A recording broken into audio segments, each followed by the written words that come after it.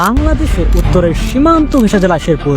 সবুজে ঘেরা এ জেলায় রয়েছে সম্ভাবনাময় কৃষি, সংস্কৃতির বাহার, পাহাড়ি প্রাকৃতিক সৌন্দর্য। কিন্তু এই সৌন্দর্যের আড়ালে এখানকার বাস্তবতা যেন অনেকটাই অবহেলার গল্প। 5 দফা দাবিতে উত্তাল শেরপুর জেলা। জেলাবাসী বলছেন, অপার সম্ভাবনাময় হলেও দীর্ঘদিন ধরে উন্নয়ন বঞ্চিত অবহেলিত এই জেলা। টানা বৃষ্টি আর পাহাড়ি ঢলে বাড়ছে শেরপুরের নদীর পানি। এই অবস্থায় আকস্মিক বন্যার আশঙ্কা করছে দুর্যোগ ব্যবস্থাপনা অধিদপ্তর। শেরপুরের ঝিনাইগাতি উপজেলার গারো পাহাড়ে বন্য হাতির আক্রমণে পৃথক স্থানে দুজনের মৃত্যু হয়েছে। শেরপুরে বসবাসরত ক্ষুদ্র নৃগোষ্ঠীর মানুষ ধীরে ধীরে হারিয়ে ফেলছে তাদের নিজস্ব মাতৃভাষা ও সংস্কৃতি। শেরপুরে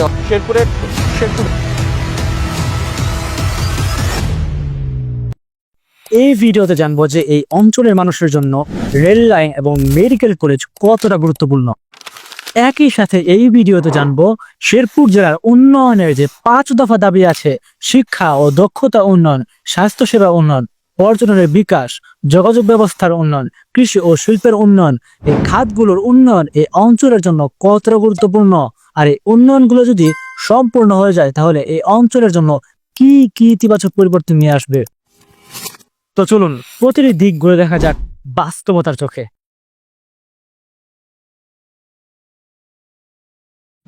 ময়মনসিংহ বিভাগের অন্যতম জেলা শেরপুর। 1984 সালে প্রতিষ্ঠিত এই জেলার আয়তন 1363.76 বর্গ কিলোমিটার। 5টি উপজেলা নিয়ে মোট জনসংখ্যা 15 লাখেরও কিছু বেশি। এর মধ্যে ক্ষুদ্র নৃগোষ্ঠী রয়েছে প্রায় 21,000-এর মতন, যার মধ্যে রয়েছে গারো, কুচ, বর্মন, হাজং, দাউলু সহ প্রায় 16টি ক্ষুদ্র জাতিগোষ্ঠীর বসবাস। শিক্ষার হার 63.57%। এইটাতে গেল এই চ্যানেলে বেসিক কিছু কথাবার্তা। এখন আসি মূল পয়েন্টগুলোতে। আমি প্রতিটি পয়েন্ট নিয়ে বা দফা নিয়ে আলাদা আলাদাভাবে কথা বলার চেষ্টা করব। তো চলুন প্রথমে কথা বলা যাক এই অঞ্চলের জন্য মেডিকেল কলেজের গুরুত্ব নিয়ে এবং প্রথম দফা দাবি বা স্বাস্থ্য খাতের উন্নয়ন নিয়ে। একটি জেলার সামগ্রিক উন্নয়নের জন্য স্বাস্থ্যসেবার মান খুবই গুরুত্বপূর্ণ। আমাদের এই শেরপুর জেলায় যদি একটি মেডিকেল কলেজ স্থাপিত হয় তাহলে কি কি সুবিধা পাওয়া যাবে বলুন তো? প্রথমত জেলার চিকিৎসা সেবা বাড়বে এবং সেবার মান বাড়বে। শেরপুর জেলায় কিন্তু বর্তমানে পর্যাপ্ত বিশেষজ্ঞ চিকিৎসক ও উন্নত চিকিৎসা সুবিধার অভাব রয়েছে। রোগীর মতোই রুগ্ন দশা শেরপুর সদর হাসপাতালের। যত্রতত্র ময়লা আবর্জনা থেকে ছড়াচ্ছে দুর্গন্ধ। পুরো ভবনে নেই বিশুদ্ধ পানির ব্যবস্থা, ব্যবহার অনুপযোগী বাথরুম আর সেবা প্রাপ্তিতেও রয়েছে ভোগান্তির অভিযোগ। বিছনার নিচে অনেক সার পোকা আছে, আমি কিন্তু সুপার পাইতেছি না। ডাক্তার যাওয়া আছে সময় মতো অনেক সময় পাওয়া যায় না। রুগীরা ইমার্জেন্সিতে অনেক দরকার পড়লে রুগীদের ডাক্তার পাওয়া যায় না, নার্স পাওয়া যায় না। জেলার মানুষ জরুরি এবং গুরুতর রোগের চিকিৎসার জন্য কিন্তু প্রায়শই ময়মনসিংহ বা ঢাকা যেতে বাধ্য হয়। এই সমস্যা আপনিও ফেস করে থাকতে পারেন। এজন্য একটি মেডিকেল কলেজ স্থাপিত হলে মানুষ স্থানীয়ভাবে জরুরি এবং উন্নত চিকিৎসা পাবে। দ্বিতীয়ত চিকিৎসক তৈরি হবে, স্থানীয় শিক্ষার্থীরা ডাক্তার হতে পারবে। জেলার মেধাবী শিক্ষার্থীদের মেডিকেল পড়ার জন্য বাইরে যেতে হয়, যা ব্যয়বহুল। শেরপুরে মেডিকেল কলেজ থাকলে তারা নিজ জেলাতেই পড়াশোনার সুযোগ পাবে। তৃতীয়ত জেলার অর্থনৈতিক উন্নয়ন হবে, জেলায় ব্যবসা এবং কর্মসংস্থান বাড়বে। একটি মেডিকেল কলেজ চালাতে কিন্তু অনেক ডাক্তার, নার্স, কর্মকর্তা, কর্মচারীর প্রয়োজন হয়। ফলে নতুন নতুন কর্মসংস্থান সৃষ্টি হবে এ জেলায়, আর এ জেলার অর্থনীতিতেও কিন্তু ইতিবাচক প্রভাব ফেলবে। চতুর্থত ভোগান্তি কমবে। জরুরি অবস্থায় বা উন্নত চিকিৎসায় ঢাকায় বা ময়মনসিংহ না গিয়েই চিকিৎসা নেওয়া যাবে। এরকম আরো অনেকগুলো কারণ রয়েছে। ওভারঅল এই 15 লাখেরও বেশি এমন একটা বড় জনবসতির এলাকায় একটা মেডিকেল কলেজ থাকাটা কিন্তু খুবই যৌক্তিক বলে আমি মনে করি। এখন আসেন কথা বলে এই অঞ্চলের জন্য রেল লাইনের গুরুত্ব এবং দ্বিতীয় দফা দাবি বা যোগাযোগ ব্যবস্থার উন্নয়ন নিয়ে। শেরপুর জেলার যোগাযোগ ব্যবস্থার কিছু উন্নয়ন হলেও অনেক গ্রামীণ এলাকার কিন্তু এখনো কাঁচা রাস্তা, ব্রিজ সংকট এবং দুর্বল পরিবহন ব্যবস্থা লক্ষ্য করা যায়। বর্ষাকালে অনেক অঞ্চলের সঙ্গে কিন্তু যোগাযোগ বিচ্ছিন্ন হয়ে পড়ে। আপনারা তো দেখলেনই 24 সালে কি ভয়াবহ বন্যার কবলে পড়েছিল শেরপুর।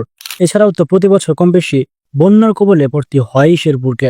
এই যোগাযোগ অবকাঠামোর উন্নয়ন ছাড়া কিন্তু শিক্ষা, স্বাস্থ্য এবং কৃষি উন্নয়নও কিন্তু বাধাগ্রস্ত হয়। আচ্ছা, এখন বলি বহুল আলোচিত শেরপুরের মানুষের দীর্ঘদিনের দাবি, প্রাণীর দাবি, সেটি হচ্ছে একটি রেল লাইন যদি স্থাপিত হয়ে যায় তাহলে এই অঞ্চলে কি কি পরিবর্তন ঘটবে চলুন দেখা যাক। প্রথমত যাতায়াত সুবিধা ও ব্যয় সাশ্রয় হবে। রেলপথ হলো সস্তা ও নিরাপদ গণপরিবহনের অন্যতম মাধ্যম।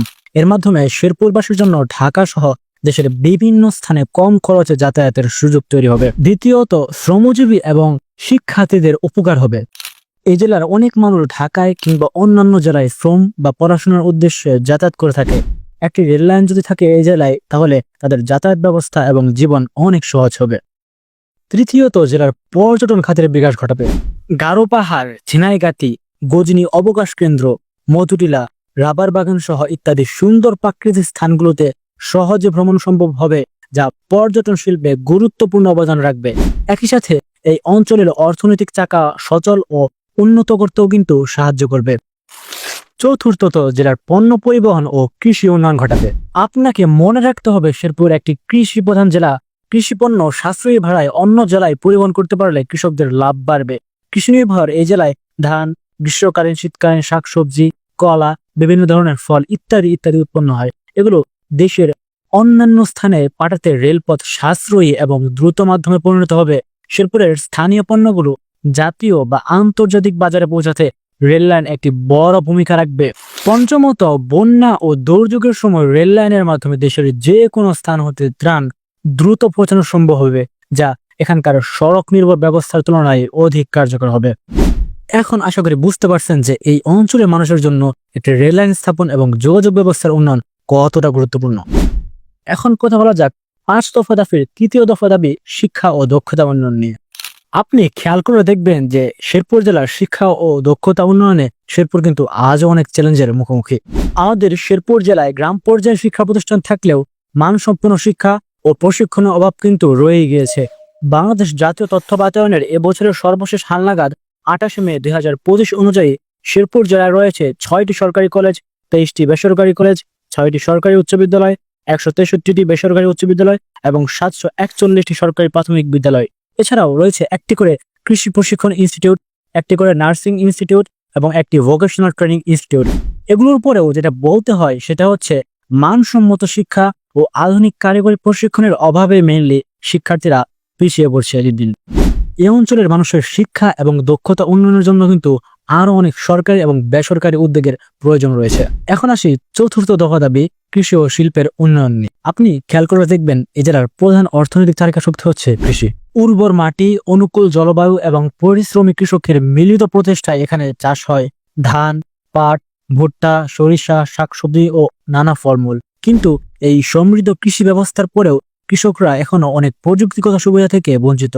আধুনিক কৃষি যন্ত্রপাতি, সেচ সুবিধা, বাজার সংযোগ এবং সংরক্ষণের মতো গুরুত্বপূর্ণ ক্ষেত্রগুলিতে রয়েছে সীমাবদ্ধতা। ফলে উৎপাদন ভালো হলেও খুব বেশি মুনাফা পায় না এই জেলার কৃষক। অন্যদিকে শেরপুরে ক্ষুদ্র শিল্প ও হস্তশিল্প গড়ে উঠলেও তা এখনো প্রাথমিক পর্যায়ে কিন্তু সীমাবদ্ধ। খাদ্য প্রক্রিয়াকরণ, বাঁশ ও বেত শিল্প, তাঁত ও মাটির তৈরি সামগ্রী এখানকার ঐতিহ্য। কিন্তু সঠিক পৃষ্ঠপোষকতা, প্রশিক্ষণ এবং আর্থিক সহায়তা না থাকায় এসব উদ্যোগ বড় পরিসরে রূপ নিতে পারছে না। শেরপুরে কৃষি ও শিল্পের উন্নয়ন শুধু স্থানীয় অর্থনীতিকে নয়, বরং সারা দেশের উন্নয়নে অবদান রাখতে পারে। এজন্য প্রয়োজন প্রযুক্তিগত সহযোগিতা, প্রশিক্ষণ, বিনিয়োগ এবং ন্যায্য বাজার ব্যবস্থা। এখন কথা বলা যাক পঞ্চম দফা দাবি বা পর্যটনের বিকাশ নিয়ে। শেরপুর জেলার দর্শনীয় স্থানগুলোর মধ্যে গজনী, মধুরিলা, পানিহাটা তারানি পাহাড়, রাবার বাগান, গারো পাহাড়, ঝর্ণা আর বন্যপ্রাণীর আশ্রয়স্থল হয়ে উঠতে পারে বাংলাদেশের অন্যতম পর্যটন কেন্দ্র। কিন্তু অবকাঠামোর উন্নয়ন যেমন সড়ক, হোটেল, গাইড ইত্যাদি এবং যথাযথ পরিকল্পনা ও প্রচারের অভাবে এসব স্থান এখনো রয়ে গেছে অনেকটাই অচেনা। শেরপুর জেলার পর্যটনের সুষ্ঠু পরিকল্পনা, প্রচার ও সংরক্ষণ ব্যবস্থা গ্রহণ করলে এটি দেশের অন্যতম জনপ্রিয় পর্যটন গন্তব্যে পরিণত হতে পারে। পর্যটনের বিকাশ হলে একদিকে যেমন কর্মসংস্থান সৃষ্টি হবে, তেমনি স্থানীয় সংস্কৃতি ও প্রকৃতি সংরক্ষণও কিন্তু নিশ্চিত করা যাবে। আমাদের শেরপুর জেলাকে তুলে ধরতে হলে প্রয়োজন এই পর্যটন শিল্পের সঠিক উন্নয়ন এবং বাকি যে 4টি দফা বললাম সেই 4টি দফারও কিন্তু সঠিক বাস্তবায়ন প্রয়োজন। আশা করি সবগুলো বিষয় আপনারা খুব ভালোভাবে বুঝতে পারছেন। সব মিলিয়ে যদি সামারি করি তাহলে আমি আপনাদের এই ভিডিওতে বোঝাতে চাইছি যে শেরপুর জেলার যে উন্নয়নে 5 দফা দাবি রয়েছে এবং মেডিকেল কলেজ ও রেল লাইন স্থাপনের গুরুত্ব কতটুকু এবং এই উন্নয়নগুলি যদি সম্পূর্ণ হয় তাহলে এই অঞ্চলের মানুষের জন্য কি কি ইতিবাচক পরিবর্তন আনতে পারে। এই ভিডিওটি এখানে শেষ, আপনারা চাইলে স্কিপ করতে পারেন। আই হোপ আপনারা যদি শেরপুর জেলার হয়ে থাকেন অবশ্যই ভিডিওটি শেয়ার করবেন। এখন যেটা বলবো সেটা হচ্ছে, দেখেন আপনারা হয়তো অনেকেই ট্রাস্টেড মিডিয়া না থাকার কারণে কিন্তু গাজার ভাইদের জন্য সাহায্য করতে পারছেন না। এজন্য আমি আপনাদের একটা 100% বেশি হস্তের মাধ্যমে কথা বলেছি। সেটা হলো আপনারা সবাই চিনে থাকবেন যে আবু তোহা মোহাম্মদ আদনান হাফিজুল্লাহ, ওনার যে ফাউন্ডেশন রয়েছে তোহা জিন্নাইন ফাউন্ডেশন, সেটি গাজার ভাইদের জন্য কাজ করে যাচ্ছে। আপনারা ওনার ভেরিফাই ফেসবুক পেজে ঢুকলেই বিস্তারিত দেখতে পাবেন। তো আশা করি আপনারা যার যার জায়গা থেকে সর্বোচ্চভাবে গাজার ভাইদের জন্য সাহায্য করার চেষ্টা করবেন। তো ভালো থাকবেন, আল্লাহ হাফেজ। বিশেষ দ্রষ্টব্য, এই ভিডিওটি কারো ব্যক্তিগত মালিকানাধীন নয়। এটি আমাদের শেরপুর জেলার অবহেলা, পিছিয়ে পড়া ও উন্নয়নের জরুরি চাহিদা তুলে ধরতেই তৈরি করা হয়েছে। এখানে কোনো ব্যক্তিগত প্রচারণা নেই কোনো পেজ বা চ্যানেলের নাম। তাই ভিডিওটি দেখার পর ডাউনলোড করে আপনি আপনার মাধ্যমে ছাড়তে বা শেয়ার করতে পারেন, যেন আপনার কণ্ঠেও এই পরিবর্তনের আওয়াজ ছড়িয়ে পড়ে।